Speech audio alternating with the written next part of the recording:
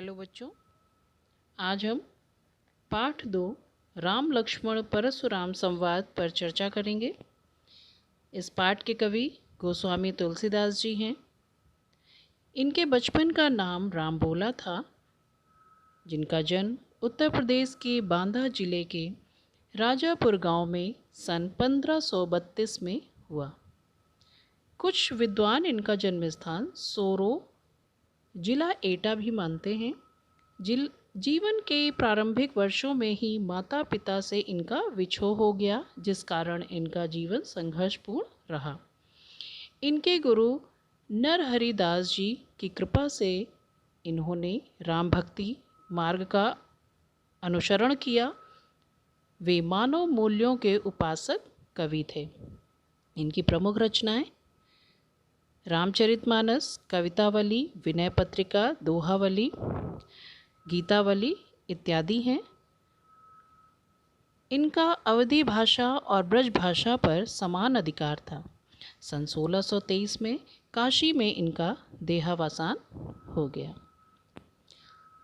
प्रस्तुत पाठ का अंश रामचरितमानस के बालकांड से लिया गया है, जिसमें सीता स्वयंवर में सीता जी राजा जनक की पुत्री थीं, जिनके स्वयंवर के लिए राजा जनक ने एक शर्त रखी थी कि जो उनके पूर्वजों की धरोहर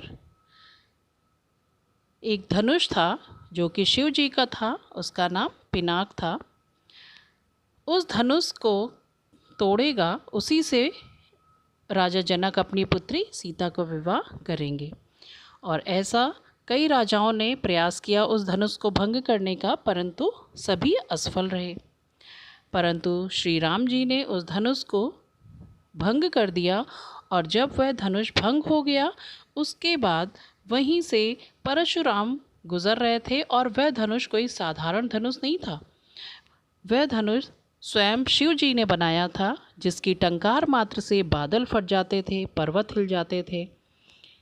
तो ऐसे धनुष के टंकार से परशुराम जी को ज्ञात हुआ, तो वे क्रोधित होकर उस सभा में उपस्थित हो गए, और शिव धनुष को खंडित देखकर वे आपे से बाहर हो गए। राम के विनय और विश्वामित्र के समझाने पर राम तथा राम की शक्ति की परीक्षा लेकर अंततः परशुराम जी का गुस्सा शांत हो गया। और इसी प्रकरण के बीच में राम, लक्ष्मण और परशुराम के बीच जो संवाद हुआ, उस प्रसंग को इस पाठ में प्रस्तुत किया गया है। परशुराम के क्रोध भरे वाक्यों का उत्तर लक्ष्मण व्यंग भरे वचनों से देते हैं। इस प्रसंग की विशेषता है लक्ष्मण की वीर रस से पगी व्यंगोक्तियाँ और व्यंजना शैली की सरस अभिव्यक्ति। व्यंगोक्ति उसे कहते हैं जहाँ पर हम किसी को ताने मारते हैं या व्यंग मारते हैं। अब जैसा कि मैंने पहले ही बताया है, किसी भी काव्य या पदों को पढ़ने के पहले भाषा सौंदर्य का जानना ज़रूरी है, जिसके 2 भाग होते हैं। काव्य सौंदर्य को जानना बहुत ज़रूरी है, जिसके 2 भाग हैं। पहला भाव सौंदर्य और दूसरा शिल्प सौंदर्य। तो भाव सौंदर्य में जो मैं आपको व्याख्या बताऊंगी वह भाव सौंदर्य है, और शिल्प सौंदर्य में पदों के व्याकरणिक टिप्पणियों को शिल्प सौंदर्य कहते हैं। जैसे तुलसीदास जी के इन पदों में भाषा अवधि है, शैली संवादात्मक, रस रौद्र और वीर है, छंद इन्होंने 2 छंदों का प्रयोग किया है, दोहा और चौपाई, शब्द शक्ति अभिधा और लक्षणा, तथा अलंकार अनुप्रास, रूपक इत्यादि। तो चलिए देखते हैं पहला पद राम लक्ष्मण परशुराम संवाद का। नाथ शंभुधनु भंजनिहारा। नाथ स्वामी, शंभुधनु शिव का धनुष, भंजनिहारा तोड़ने वाला, हुई है केऊ एक दास तुम्हारा। होगा केऊ कोई एक दास तुम्हारा। यहाँ पर जब शिव धनुष के जानकी स्वयंवर में भंग किए जाने पर परशुराम क्रोधित होकर कहते हैं, उसे भंग करने वाले का नाम जब पूछते हैं तो सभी उपस्थित लोग भयभीत हो जाते हैं। तब श्री राम जी उठकर परशुराम जी से कहते हैं कि नाथ संबुधनु भंजनिहारा, हुई है केहू एक दास तुम्हारा। हे नाथ, शिव जी के धनुष को तोड़ने वाला आपका कोई एक दास ही होगा। आयसु कहा कही किन मोही। आयसु, आयसु से तात्पर्य है आज्ञा है। कहा क्या, कही कहिए, किन मोही मुझे कहिए, क्या आज्ञा है आपकी वह मुझे कहिए। सुनि रिसाए बोले मुनि को ही। सुनकर रिसाए क्रोधित होकर बोले मुनि परशुराम को ही, मतलब क्रोधी, कि ऐसा सुनकर क्रोधित मुनि बोले, सेवक सो जो करे सेवकाई। कहते हैं कि तुम जो कह रहे हो कि आपका ही किसी कोई दास है जिसने ये धनुष तोड़ा है, तो फिर वे क्रोधित होकर कहते हैं कि सेवक तो वो होता है, सेवक जो सो करे सेवकाई, कि सेवक तो वह होता है जो सेवक का काम करे। अरि करनी करी करई लड़ाई, और शत्रु का काम करने वाले से तो लड़ाई ही की करनी चाहिए। अरि करनी करी करी लड़ाई, कि शत्रुता का, अरि करनी मतलब शत्रुता का कार्य करने वाले के साथ तो सदा लड़ाई ही करनी चाहिए। फिर सुनहु राम जी शिव धनु तोरा। फिर परशुराम जी कहते हैं, सुनो राम, जिसने भी यह शिव धनुष तोड़ा है, सहस्त्रबाहु सम सो रिपु मोरा। सहस्त्रबाहु नाम का एक राजा था जिसका इन्होंने, कहते हैं कि मैंने, वह मेरा बहुत बड़ा शत्रु था और जो उसके समान यह शिव धनुष तोड़ने वाला मेरा शत्रु है। और आपको बता दूं सहस्त्रबाहु कौन था। सहस्त्रबाहु के लिए एक कथा कही जाती है। परशुराम जो हैं इनके पिता थे जमदग्नि, और एक बार राजा कार्तवीर सहस्त्रबाहु जिसके विषय में उन्होंने कहा कि जिसने शिव धनुष तोड़ा है वह सहस्त्रबाहु के समान मेरा बहुत बड़ा दुश्मन है, तो उसके लिए एक कथा है। एक बार राजा कार्तवीर सहस्त्रबाहु शिकार खेलते हुए इनके पिता के आश्रम में आ जाते हैं और इनके पास एक कामधेनु गाय होती है जो एक विशेष गाय थी, और कहा जाता है कि वह गाय सभी कामनाओं की पूर्ति करती है। और सहस्त्रबाहु ने इनके पिता से, परशुराम के पिता से उस गाय को मांगा, परंतु इनके पिता जमदग्नि ने मना कर दिया, तो सहस्त्रबाहु ने उस कामधेनु का अपहरण कर लिया। इस पर क्रोधित होकर परशुराम ने सहस्त्रबाहु का वध कर दिया था। तो इसीलिए कह रहे हैं कि जिसने भी, सुनहु राम जी शिव धनुष तोड़ा, कि जिसने भी यदि शिव धनुष को तोड़ा है वह सहस्त्रबाहु के समान मेरा बहुत बड़ा शत्रु है। फिर कहते हैं सो बिलगाऊ बिहाई समाजा। कहते हैं, फिर परशुराम जी कहते हैं कि उसको सो बिलगाऊ, उसको अलग कर दो, बिहाई समाजा, इस समाज से अलग कर दो, नाता मारे जई हैं सब राजा।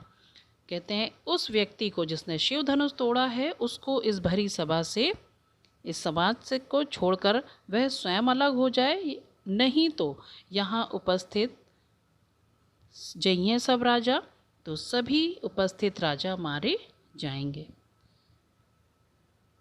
सुनि मुनि वचन लखन मुस्काने। और परशुराम जी के ऐसे तीखे वचनों को सुनकर के लक्ष्मण जी मुस्कुराते हैं और कहते हैं, बोले परशु धरहि अवमाने। कहते हैं वे परशुराम जी का अपमान करते हुए कहते हैं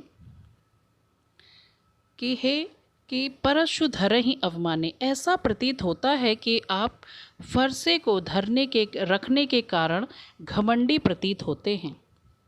बहु धनुहि तोरी लरकाई। और लक्ष्मण जी फिर कहते हैं परशुराम जी का अपमान करते हुए कि हे गोसाई, बहु धनुई तोरी लड़काई, कि हमने तो अपने बचपन में बहुत सारी धनुष तोड़े हैं, जिन्हें धनुइयाँ कहा जाता था। जो आपने देखा होगा छोटे छोटे बच्चे लकड़ियों से धनुष बनाते हैं, हम सब ने उन सब का प्रयोग किया है और उससे छोटे छोटे धनुष बनाकर तीर चलाते हैं। तो कहते हैं कि लड़कपन में बचपन में हमने बहुत सी धनुइयाँ तोड़ डाली, किंतु आपने ऐसा क्रोध कबहू न असी रिस कीन गुसाई। कबहू मतलब कभी भी, असी इस प्रकार, रिस कीन गुसाई, हे गुसाई आपने इस प्रकार क्रोध कभी नहीं किया। ये ही धनु पर ममता के ही हेतु, कहते हैं लक्ष्मण जी इस धनुष पर ही इतनी ममता किस कारण से है। सुनि रिसाए कह भृगुकुल केतु, और ऐसा सुनकर के क्रोधित होकर भृगु वंश की ध्वजा स्वरूप, अर्थात अपने ये भृगुकुल के माने जाते हैं परशुराम जी, तो कहते हैं कि भृगु वंश की ध्वजा स्वरूप परशुराम जी कुपित होकर के बोले, रे नृप बालक काल बस बोलत तो ही न संभार, धनुई सम त्रिपुरारी धनु विदित सकल संसार। कहते हैं रे नृप बालक, हे राजपुत्र, काल बस, काल के वशीभूत होने से, बोलत तो ही न संहार, तुम अपनी वाणी पर नियंत्रण नहीं कर पा रहे हो, तुम अपनी बोली को संभाल नहीं पा रहे हो। धनुई सम त्रिपुरारी धनु, और अपने बचपन की धनुइयों को त्रिपुरारी अर्थात शिव के धनुष से तुलना करते हो। विदित सकल संसार, और सारे संसार में विख्यात है शिव जी का यह धनुष, जिसकी समानता तुम छोटे से धनुष से कर रहे हो। अब देखते हैं दूसरा पद। लखन कहा हंसी हमरे जाना। लक्ष्मण जी कहते हैं, लक्ष्मण ने हंसते हुए कहा कि हे देव सुनिए। लखन कहा हंसी हमरे जाना, हंसते हुए लक्ष्मण जी ने कहा हमरे जाना, हमारी समझ में, हमने हमारी समझ में, या हमने तो यही जाना है, सुनहु देव सब धनुष समाना, कि हे देव सारे धनुष एक समान होते हैं। का क्षति लाभ जून धनु तोरे, फिर कहते हैं पुराने, का क्षति क्या हानि है, लाभ क्या लाभ है, जून धनु तोरे पुराने धनुष के टूट जाने पर क्या लाभ और क्या हानि हो सकती है। देखा राम नयन अति भोरे, देखा राम नयन के भोरे, कहते हैं रामचंद्र जी ने तो इसे नए नयन के भोरे, नए धनुष के धोखे से देखा था। छुअत टूट रघुपति हु न दोसु, फिर कहते हैं और यह तो छुअत टूट, यह तो छूते ही टूट गया। रघुपति हु न दोसु, इसमें रघुपति का क्या दोष। मुनि बिन काज करेउ करेउ कत रोसु, फिर कहते हैं हे मुनि आप बिन कारण ही क्रोध किस लिए कर रहे हैं। बोले चितई परसु की ओरा, फिर परशुराम ने अपने परसु की ओरा फरसे को देख करके कहा, रे सट सुने सुभाव न मोरा, हे दुष्ट, हे मूर्ख बालक, तुमने मेरे स्वभाव के बारे में नहीं सुना है। बालक बोल बधौ नहीं तो ही, तुमको, फिर परशुराम जी अत्यंत क्रोधित होकर कहते हैं मैं तुमको एकमात्र बालक समझकर तुम्हारा वध नहीं कर रहा हूँ, और बालक बोल बधौ नहीं तो ही, मैं तुम्हें बालक समझकर तुम्हारा वध नहीं कर रहा हूँ, केवल मुनि जड़ जाने ही मोही, तुम मुझे एक जड़ मुनि ही समझ रहे हो, अर्थात एकमात्र साधारण मुनि ही समझ रहे हो। बाल ब्रह्मचारी अति को ही, और फिर परशुराम जी अपने बारे में बताते हुए कहते हैं कि मैं बाल ब्रह्मचारी अत्यंत क्रोधी स्वभाव का हूँ, विश्व विदित क्षत्रिय कुल द्रोही, और पूरा विश्व विदित, पूरे विश्व में ज्ञात है कि मैं क्षत्रिय कुल का सदा से ही द्रोही हूँ। भुजबल भूमि भूप बिन कीन्ही, फिर कहते हैं मैंने अपने भुजाओं के बल पर भूमि भूप इस धरती को, भूप मतलब राजा, बिनु कीन्ही इस धरती को राजाओं के बिना कर दिया है। विपुल बार मही देवन दीन्ही। फिर कहते हैं परशुराम जी, मैंने इस धरती को राजाओं से विहीन कर दिया है और विपुल बार अनेक बार ब्राह्मणों को दान दे दिया है। सहस्त्र बाहु भुज छेद निहारा। फिर सहस्त्र बाहु जो उसकी भुजाओं को भी मैंने काट दिया है। परसु बिलोक महीप कुमारा। हे राजकुमार, मेरे फरसे को देखो। मात पिता ही जनि सोच बस करसी महिष किशोर। कि माता पिता को अपनी सोच में मत डालो। करसी महिष किशोर। हे राजकुमार, अपने माता पिता को अपने शोक के वश में मत करो। गर्भन के अर्भक दलहन। फिर कहते हैं क्योंकि परसु मोर अति घोर, कि मेरा फरसा, परसु मोर अति घोर, मेरा फरसा इतना प्रभावशाली है कि इसके प्रभाव से गर्भन के अर्भक दलहन, कहते हैं कि गर्भ में पल रहा शिशु भी स्वतः नष्ट हो जाता है। अगला पद देखते हैं। बिहसी लखन बोले मृदुबानी। फिर हंसते हुए लक्ष्मण जी मीठी वाणी में कहते हैं, अहो मुनीसु महाभट मानी। हे मुनि, ऐसा प्रतीत होता है कि आप स्वयं को एक महाभट अर्थात महान योद्धा मान रहे हो। पुनि पुनि मोहि दिखाओ कुठारु। और ऐसा समझकर अपने आप को महान योद्धा मानकर आप मुझे पुनि पुनि बार बार अपना फरसा या कुठार दिखाते हो। चाहत उड़ावन फूंक पहाड़ू। और इस अभिमान और इस घमंड में ऐसा प्रतीत होता है कि आप फूंक कर पहाड़ उड़ाना चाहते हो। यहाँ कुंभड़ बतिया को नाही। फिर कहते हैं यहाँ कुम्भड़े की बतिया के समान कोई कोमल नहीं है। जे तर्जनी देख मर जाही। जो आपकी तर्जनी मात्र को देख करके नष्ट हो जाएगा।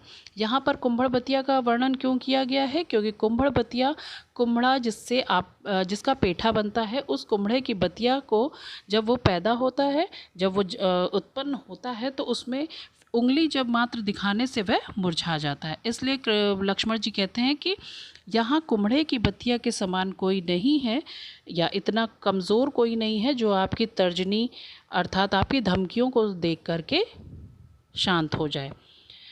देख कठार सरासन बाना। देख कुठारु सरासर बाना। मैं कछु कहा सहित अवमाना।